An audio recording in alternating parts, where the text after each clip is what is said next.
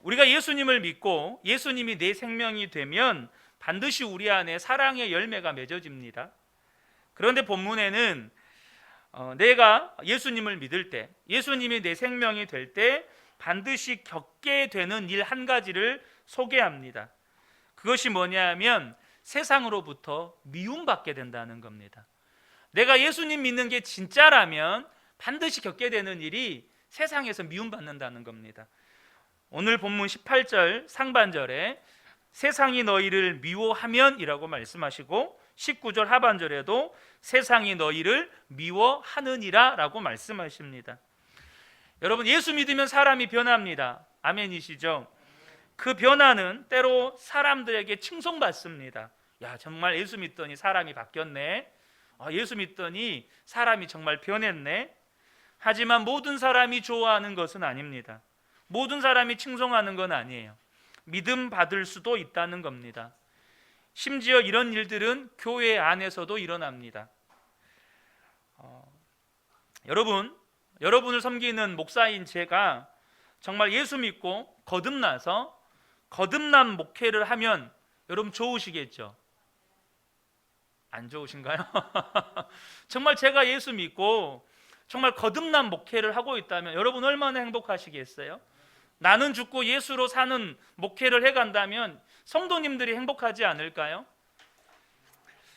그러나 그것 때문에 강단에서 선포되어지는 메시지는 언제나 죄에 대한 회개, 위선을 버리고 성령 충만한 신앙생활, 말씀과 삶이 일치되어야 한다는 말씀을 전하고 그렇게 목회를 해야 합니다. 그런데 그런 목회를 할 때 실제로 목사님께 사임을 요구하는 교회도 있습니다. 목사님의 메시지와 목사님의 삶이 우리 교회하고는 안 맞는 것 같습니다. 그래서 목사님 사임해 주세요. 그래서 그 목사님은 그 일련의 과정에 대한 답을 예수님 안에서 얻으셨기 때문에 더 이상 교회가 분란이 일어나는 것을 원치 않으셔서 주님의 인도하심을 믿고 교회를 사임하셨습니다. 예수님을 믿는 것 때문에 우리가 세상으로부터 미움받을 때 예수님은 우리가 알아야 할 것이 있다고 말씀하십니다. 오늘 본문 18절을 보겠습니다. 세상이 너희를 미워하면 너희보다 먼저 나를 미워한 줄을 알라. 그것은 예수님을 미워하는 것이라는 거예요. 예수님이 온 인류를 구원하러 오셨습니다. 그런데 세상으로부터 미움받고 십자가 지고 죽임 당하셨습니다. 여러분, 예수님은 미움받을 이유가 없어요. 25절에 이렇게 말씀하십니다. 그러나 이는 그들의 율법에 기록된 바 그들이 이유 없이 나를 미워하였다 한 말을 응하게 하려 함이라. 구약의 말씀에 이유 없이 예수님을 미워할 것이라고 기록되었고 그 말씀이 그대로 이루어졌어요. 빌라도도 예수님이 죽을 이유가 없다고 증언했죠. 나는 이 사람에게서 죽을 이유를, 십자가에 달려 죽일 이유를 난 찾지 못했다. 그런데도 유대인들은 예수님을 죽이려고, 예수님이 죽이고 싶도록 그들은 미웠습니다. 예수님이 십자가에 달리실 때 양쪽에 두 강도가 있었죠. 여러분, 신기한 것은 한 강도는 예수님을 바라보면서 구원 얻었습니다. 주님 나라에 가실 때 나를 기억해 주십시오. 그런데 똑같이 예수님을 바라보는 한 강도는 네가 그리스도면 우리와 너 자신을 구원해봐라, 이렇게 예수님한테 비방을 쏟아냅니다. 여러분, 예수님이 그 강도에게 미움받고 비방받을 무슨 일을 했습니까? 십자가에서 첫 만났습니다. 아무것도 없어요. 근데도 강도는 예수님이 미운 거예요. 여기에는 영적인 문제가 있는 겁니다. 마귀가 예수님을 믿게 만드는 거예요. 마귀가 예수 믿는 우리를 미워지게 만드는 겁니다. 예수님께서 요한복음 7장 7절에 왜 세상이 예수님을 미워하는지를 말씀하십니다. 요한복음 7장 7절을 보면 세상이 너희를 미워하지 아니하되 나를 미워하나니 이는 내가 세상의 일들을 악하다고 증언함이라. 그러니까 예수님께서 세상의 일들이, 세상에서 일어나는 일들이 악하다고 말씀하셨기 때문에 미움받았다는 거예요. 여러분, 예수님은 빛이시기 때문에 세상에 오면 어둠이 드러납니다. 어둠 속에 감추어진 악이 드러나요. 요한복음 3장 19절 20절을 표준세 번역으로 읽겠습니다. 심판을 받았다고 하는 것은 빛이 세상에 들어왔지만 사람들이 자기들의 행위가 악함으로 빛보다 어둠을 더 좋아하였다는 것을 뜻한다. 악한 일을 저지르는 사람은 누구나 빛을 미워하며 빛으로 나아오지 않는다. 그것은 자기 행위가 드러날까 보아 두려워하기 때문이다. 예수님이 빛이시기 때문에 빛이신 예수님이 세상 가운데 오시는 것 자체만으로 어둠이 밝히 드러나고 그 어둠 속에 감추어진 악함들이 드러나는 겁니다. 예수님이 계시는 것만으로 세상의 악한 자들의 악행이 그냥 악하다고 드러나 버리는 거예요. 그래서 그들은 예수님이 그냥 예수님의 존재 자체가 미운 거예요. 이게 마귀의 역사죠. 그런데 예수님을 믿는 우리도 세상의 빛입니다. 예수를 믿는 것이 분명하다면 성도는 있는 것만으로도 그 빛을 어둠 속에 있는 세상에 비추는 거예요. 존재 자체가 빛을 드러내는 겁니다. 마태복음 5장 14절에서 15절에 보면 너희는 세상의 빛이라 산 위에 있는 동네가 숨겨지지 못할 것이요 사람이 등불을 켜서 말 아래에 두지 아니하고 등경 위에 두나니 이러므로 집안 모든 사람에게 비치느니라. 세상에 비친 성도는 그 빛을 모든 사람들에게 비치는 거예요. 예수 믿는 게 분명하다면 그 성도의 존재 자체만으로도 선한 영향력이 흘러가는 거예요. 그래서 어둠 속에 감추어진 그런 악한 것들이 드러나게 됩니다. 그래서 세상이 미워하는 예수님의 제자들도 세상에 미움받는 게 당연하다는 겁니다. 그래서 예수 믿는 우리가 세상에서 예수님 제대로 믿는 것 때문에, 그냥 예수님을 바르게 믿는 것 때문에 미움받을 때가 있어요. 왜 그렇습니까? 마귀가 가족들에게, 직장 동료들에게 혹은 이웃들에게 미움을 받게 만들어요. 여러분, 주기철 목사님 아시죠? 주기철 목사님의 아드님이신 주광조 장로님이 간증하실 때 이런 말씀을 하셨습니다. 어려서 아버님이 그렇게 경찰서에 끌려가서 고문을 당하는 모습을 보면서 이해할 수가 없었다는 거예요. 우리 아버지가 무슨 나쁜 짓을 했기에, 우리 아버지가 무슨 그런 맞을 짓을 했기에 오라 그러면 오고 때리면 그냥 맞으시는 아버지가 자기가 볼 때는 너무너무 나약한 분이신데 왜 일본 경찰이 그렇게 우리 아버지를 눈의 가시처럼 생각하고 핍박하는지 이해를 못하겠더라는 거예요.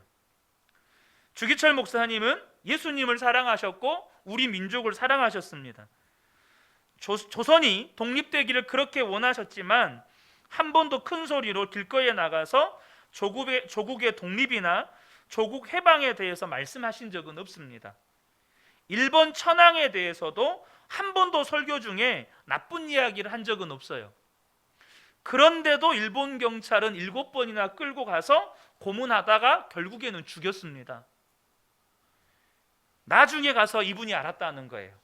너무나도 약해 보이셨지만 그냥 잡아가면 잡혀가고 때리면 맞을 수밖에 없는 그런 나약한 모습처럼 보였지만 어떤 고난도 두려워하지 않고 십자가 길을 묵묵히 가는 그 모습이 일본 경찰은 너무 싫은 거예요.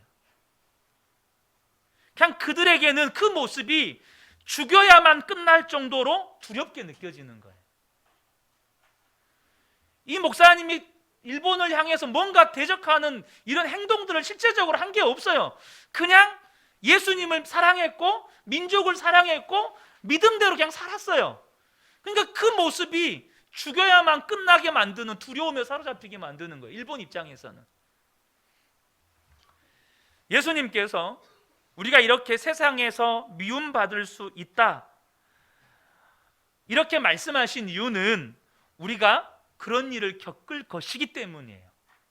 16장 1절에 보면 내가 이것을 너희에게 이름은 너희로 실족하지 않게 하려 함이니 라고 말씀합니다. 이제 예수님 십자가에 죽으시고 부활 승천하신 다음에는 제자들에게 말할 수 없는 박해가 닥칩니다. 이런 일이 생길 때 제자들이 당연히 그런 줄 알도록, 예수님이 그렇게 미움 받으셨으니까 예수님의 제자인 우리들도 당연히 그렇게 되는 거야, 이런 마음으로 그런 고난 가운데 참여하게 하시려고 이 말씀을 주셨다는 거예요. 아니, 어떻게 예수 믿는데 이런 일이 있을 수 있지? 여러분, 예수 믿는 것 때문에 고난 당한 것은 마땅히 성도에게 일어날 일입니다. 일어나지 말아야 할 일이 절대로 일어나면 안 되는 일이 일어난 게 아니에요. 예수 믿는 우리가 인생을 살아갈 때 정말 부당하게 보이는 일, 이유 없이 내가 미움받을 때, 여러분 그때요, 예수님도 그렇게 하셨었지, 예수님도 그랬었지, 그렇게 받을 수 있게 되기를 축복합니다. 그런데요, 이렇게 세상으로부터 미움받는 이것이 우리가 제대로 된 믿음을 가지고 있는지 분별해 보는 기준이 됩니다. 여러분, 사실 우리가 예수님을 믿기 때문에 미움을 받은 일이 생긴다면 그것은 감사할 일이에요. 왜요? 그것이 내가 진짜 믿음을 가졌다는 증거이기 때문이에요. 그것이 내가 세상에 속한 사람이 아니라 하나님 나라에 속한 사람이라는 증거이기 때문이에요. 오늘 본문 19절 보겠습니다. 너희가 세상에 속하였으면 세상이 자기의 것을 사랑할 것이나 너희는 세상에 속한 자가 아니요 도리어 내가 너희를 세상에서 택하였기 때문에 세상이 너희를 미워하느니라. 여러분, 세상으로부터 미움 안 받는 방법이 있습니다. 그것은 예수님 안 믿으면 돼요. 예수님 안 믿으면 세상에서 미움 받을 일이 없습니다. 왜냐하면 세상이 자기 거니까, 내 사람이니까 사랑하죠. 그런데 이유 없이 세상으로부터 미움받는다는 것은 저와 여러분이 세상에 속한 자가 아니고 하나님 나라에 속한 자임을 증명한다는 거예요. 그러므로 저와 여러분이 예수님을 믿는 것 때문에 미움받는 일이 있다면 여러분, 감사할 일이라는 것을 믿으시기 바랍니다. 이게 감사할 일이구나, 하나님이 지금 내 믿음을 인정해 주시는 것이구나. 그리고 예수님 거기서 한 걸음 더 나아가셔서 세상에서 미움받는 것이 축복이래요. 마태복음 5장 11절에서 12절입니다. 나로 말미암아 너희를 욕하고 박해하고 거짓으로 너희를 거슬러 모든 악한 말을 할 때에 너희에게 복이 있나니 기뻐하고 즐거워하라. 하늘에서 너희의 상이 큼이라. 너희 전에 있던 선지자들도 이같이 박해하였느니라. 여러분, 예수님을 믿는 것 때문에 미움받고 핍박받는 일을 겪을 때 예수님 기뻐하고 즐거워하래요. 왜요? 하늘에서 상이 크대요. 그게 축복이라는 거예요. 여러분에게 질문 드리고 싶습니다. 세상에서 예수님을 믿는 것 때문에 미움받은 적이 있으십니까? 아무도 대답을 안 하시네요.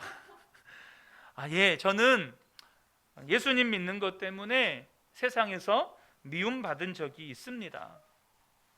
여러분, 그렇다면 기쁘고 즐거워하십시오. 하늘에서 상이 크다고 말씀하십니다. 저는 저희 어머니를 어려서부터 봐왔기 때문에 안 믿는 가정, 종갓집, 맏며느리로 시집을 와서 예수를 믿는다는 것 때문에 저희 어머니가 받았던 핍박을 잘 알고 있습니다. 1년에 제사 17번, 1년에 17번씩 제사를 해요. 여러분, 시집 온 그 달에 3일 연속 제사. 어머니가 흘렸던 눈물을 알고 있고 어머니가 받았던 핍박을 잘 알고 있죠. 근데 아니요, 저는 별로 미움 받아본 적이 없는 것 같은데요. 혹시 이런 마음이 드십니까? 오늘 설교 끝나고 기도 많이 하고 가시기 바랍니다. 기도 많이 하셔야 돼요. 우리의 믿음이 진짜 믿음인지 가짜 믿음인지 그럼 검증되셔야 합니다. 하나님은 성경 곳곳에서 우리의 믿음이 진짜 믿음인지 아닌지를 분별하게 하시는 말씀들을 기록해 놓으셨어요. 고린도 후서 13장 5절 상반절에 너희는 믿음 안에 있는가? 너희 자신을 시험하고 너희 자신을 확증하라. 네 안에 있는 믿음이 진짜인지 가짜인지 시험해보고 확증해라는 거예요. 마태복음 12장 33절 하반절에도 그 열매로 나무를 아느니라. 믿음이 진짜 있다면 반드시 믿음의 열매는 우리의 삶에 나타나는 거예요. 믿음의 열매가 없는데 나는 예수 믿어요. 그 하나님 인정 안 해주십니다. 여러분, 하나님께 예수님께서 무화과에서 열매 찾으셨잖아요. 근데 열매가 없으니까 예수님께서 저주하셨잖아요. 그래서 무화과 나무가 말라버렸어요. 이것은 마지막 때의 심판대 앞에서 겪게 될 일이에요. 주님이 우리에게 열매 찾으십니다. 근데 심판대 앞에서 믿음의 불로 시험했는데 믿음이 없어요. 그러면 심판대로, 심판의 날에 영원한 심판 받는 겁니다. 그런데 그 믿음은 말에 있지 않고 바로 능력의 삶으로 검증되는 겁니다. 고린도전서 4장 19절에서 20절입니다. 주께서 허락하시면 내가 너희에게 속히 나아가서 교만한 자들의 말이 아니라 오직 그 능력을 알아보겠으니 하나님의 나라는 말에 있지 아니하고 오직 능력에 있음이라. 많은 신비 은사자들이 이것을 은사로 이야기를 해요. 여러분, 성경을 오해해서 해석하시면 안 됩니다. 여기서 말하는 건 은사가 있냐 없냐가 아니에요. 귀신을 쫓아내고 방언을 말하고 이거 말하는 거 아니에요. 여러분, 주님 나라 앞에서 내가 주의 이름으로 귀신도 쫓아내고 능력도 행했는데 주님 뭐라고 말씀하시죠? 다 내 앞에서 떠나가라 말씀하셔요. 이걸 말하는 게 아니에요. 바로 삶으로 검증되는 거예요. 삶으로. 인도에 선교사셨던 스탠리 존스 선교사님의 고민이 있었습니다. 그것은 뭐냐면 인도에 복음을 전해 보니까 인도는 지금도 계층이 있잖아요. 이 신분 계층, 이 하층민들한테는 복음이 잘 들어가요. 그런데 최상류층에는 복음이 안 들어가는 거예요. 이것이 스탠리 존스 선교사님의 고민이었습니다. 그런데 어느 날 교육을 잘 받은 최상류층 사람들과 대화를 할 기회가 있었습니다. 그들에게 왜 예수님을 안 믿냐고 물었습니다. 그러자 그들이 이렇게 말하더라는 겁니다. 인도에 온 선교사님들이 올바른 방식으로 우리에게 다가온다면 우리가 예수를 안 믿을 이유가 없습니다. 우리도 예수가 누군지는 압니다. 이렇게 말하는 거예요. 아니, 그러면 우리가 어떻게 다가가는 것이 올바른 방식으로 가는 겁니까? 그때 인도 사람들이 하는 이야기가 선교사님들부터 예수님을 제대로 믿는 것이지요. 아니, 우리가 예수님을 제대로 믿지 않았다는 말입니까? 그랬더니 그들이 하는 이야기가 우리도 다 미국이나 영국에 유학을 가서 공부를 했습니다. 우리가 영국이나 미국으로 갈 때 그곳은 정말 예수님을 잘 믿는 사람들의 나라라고 알고 갔습니다. 자기들이 유학 갈 때 거기는 뭔가 다를 줄 알았다는 것이에요. 그런데 영국이나 미국에 가서 인도 사람들이 피부 색깔 때문에 사람 취급받지 못하고 인종차별 당하는 일을 겪으면서 이것이 예수 믿는 사람들인가? 이것이 예수님께서 가르치신 것인가? 그렇게 예수를 잘 믿고 주일마다 다 교회 가서 예배드리고 그래서 인도까지 선교사를 보내준 그 나라 사람들이 사는 것 보니까 예수 믿는 것이 이 모양이라면 우리는 예수 안 믿는다.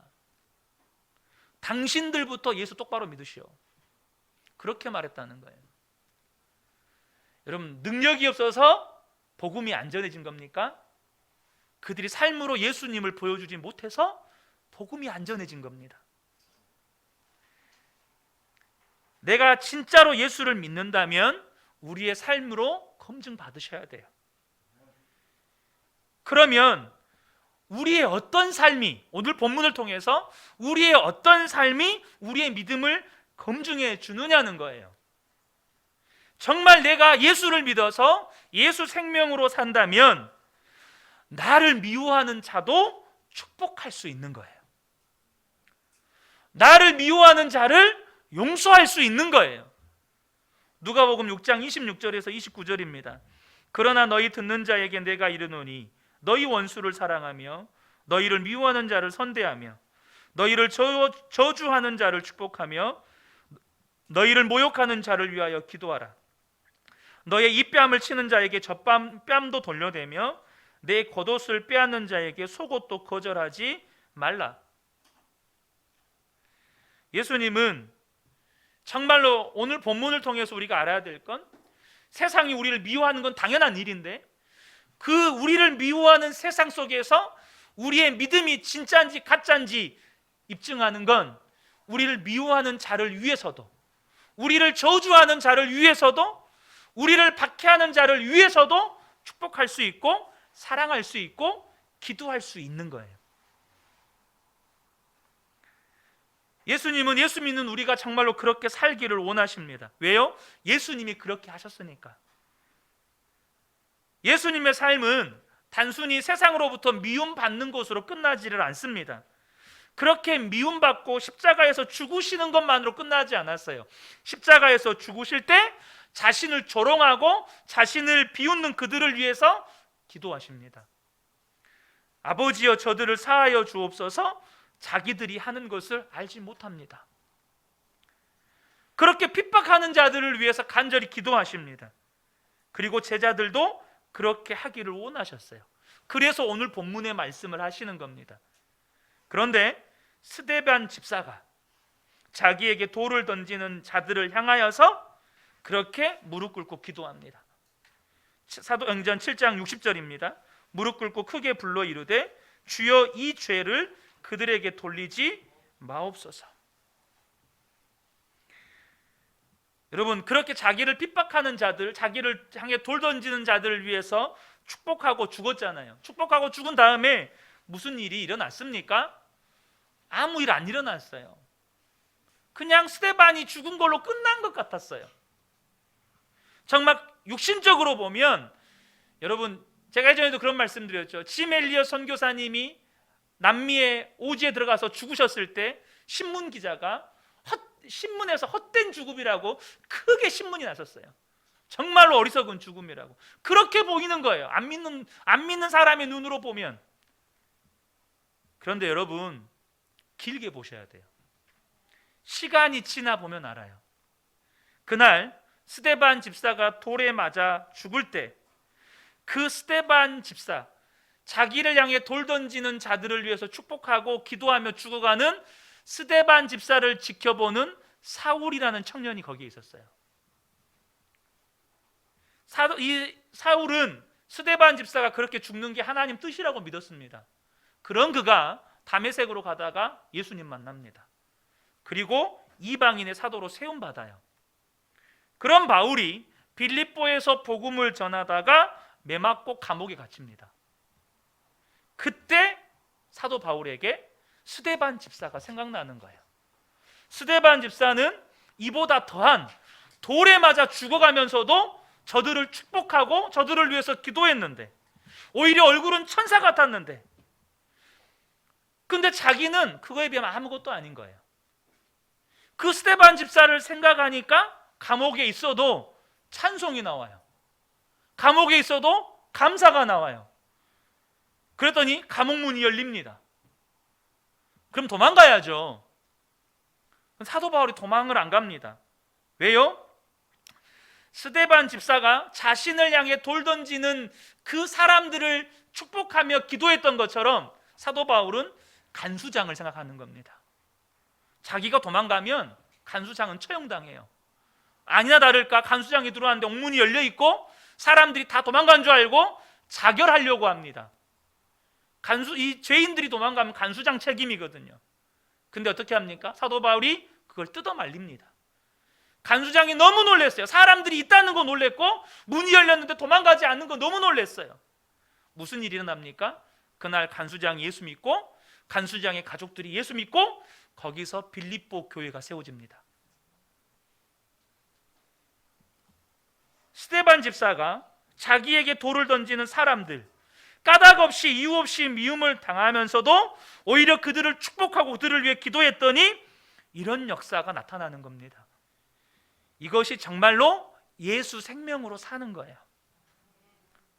우리가 원수도 사랑하고 원수도 축복하려면 정말 저와 여러분이 십자가에서 자기를 못 받고 조롱하는 자들을 위해서 기도하시는 주님이 내 안에 계시다는 것이 믿어져야 돼요. 날마다 그 주님을 바라보면 주님이 우리 안에서 그 일을 하셔요.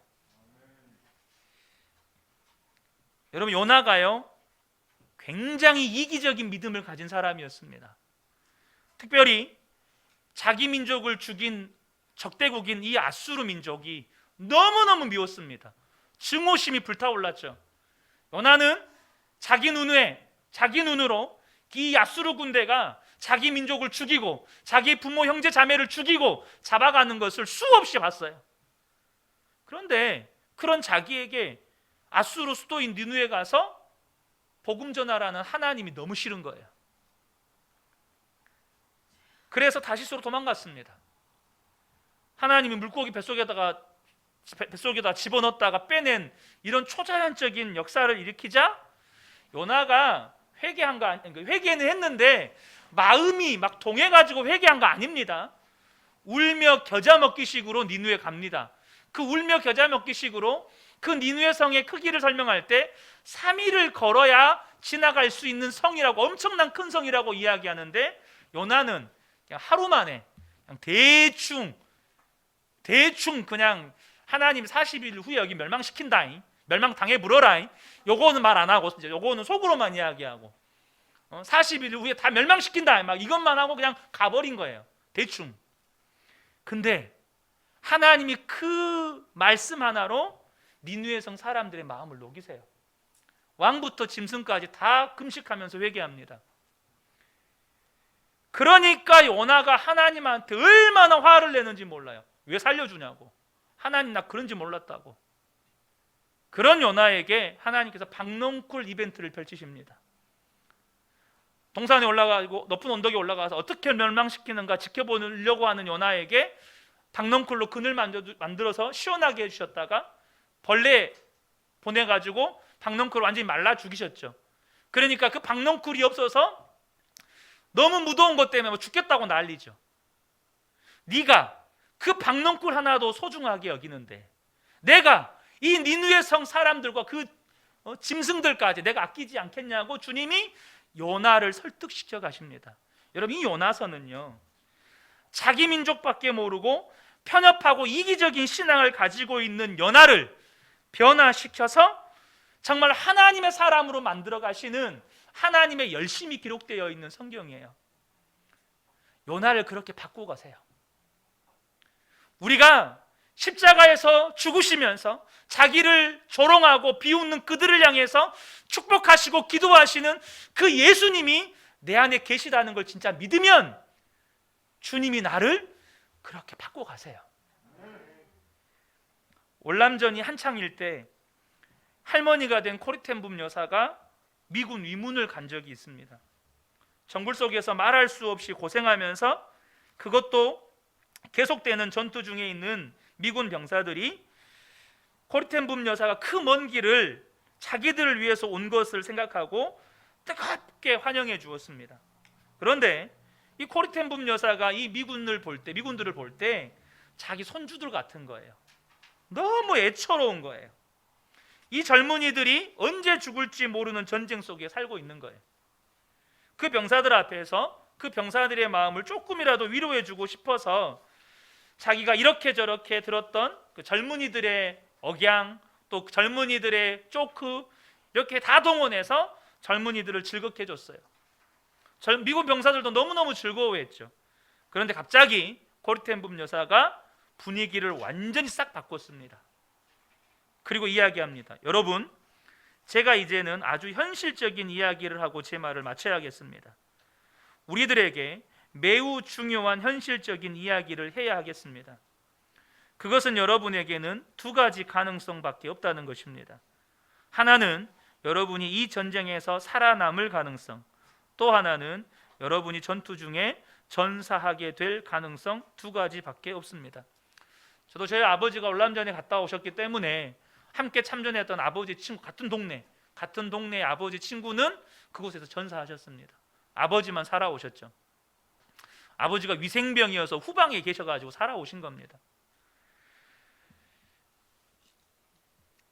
이제 그 이야기를 합니다. 그런데 만약에 두 번째 경우에 해당된다면 여러분은 의로우신 하나님 앞에 서실 준비가 되어 있습니까? 여러분, 전쟁터에서 이런 말하기가 얼마나 어렵습니까? 그런데 코리 텐 붐 여사가 이 말을 하지 않을 수가 없었어요. 만약 여러분이 이 전투에서 죽게 된다면 여러분은 거룩하고 의로우신 하나님 앞에 서실 준비가 되어 있습니까?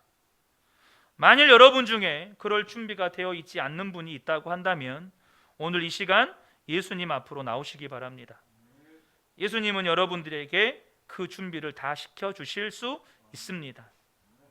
그리고 그 병사들을 일어나게 했고 많은 병사들이 코리 텐 붐 여사의 초청을 받고 그날 예수님을 영접합니다. 얼마 뒤 어느 여자분이 월남에 파병 나가 있는 아들로부터 온 편지를 코리 텐 붐 여사에게 보여줍니다. 어머니, 저는 이제 예수 그리스도를 나의 구주로 영접하는 것이 무엇을 의미하는지를 압니다. 나는 예수님을 영접하였으며 내 마음속에는 큰 평화가 있습니다. 그리고 3주 후에 이 병사가 전투 중에 전사했습니다. 여러분, 이 이야기가 과거에 월남전에 참전했던 병사들에게만 해당하는 이야기일까요? 여러분, 우리들도요, 두 가지 가능성밖에 없습니다.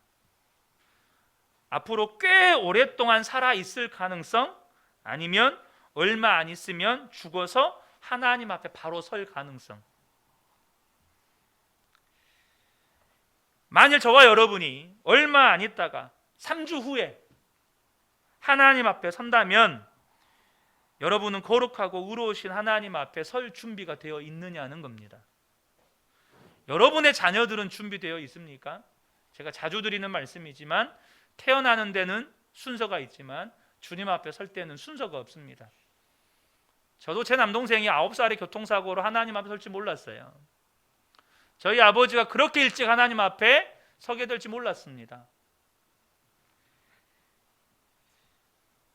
아마 이곳에 계신 어떤 분들은 저는 하나님 앞에 설 준비가 되어 있습니다 라고 생각하실 거예요. 그러나 하나님 앞에 설 때 겨우 구원받는 정도로만 서실 겁니까? 여러분, 예수님을 믿는 것 때문에 세상으로부터, 사람들로부터 미움받은 일이 있기는 합니까? 예수님 때문에 미움받았던 그 일을 오히려 감사하고 나를 미워하는 자들을 위해서 뜨겁게 사랑하고 기도하고 축복하고 그런 일 한번 경험해 보지 못한 채 우리가 하나님 앞에 설 것이냐는 말입니다. 억울한 일, 상처받은 일만 괴로워하다가 하나님 도대체 왜 그러십니까? 하나님 언제까지입니까? 그렇게 용서하지 못하고 상처에 묶여서 괴로워만 하다가 우리가 하나님 앞에 설 수는 없지 않겠습니까? 사랑하는 성도 여러분, 오늘 하나님께서 저와 여러분에게 이 부분에서 결단하기를 원하시는 것 같습니다.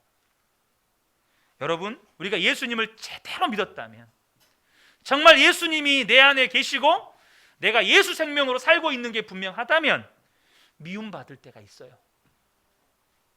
세상 모든 사람들이 칭송하지 않고 내 주변에 있는 사람들이 주일날 교회 가는 것만으로도 욕해요.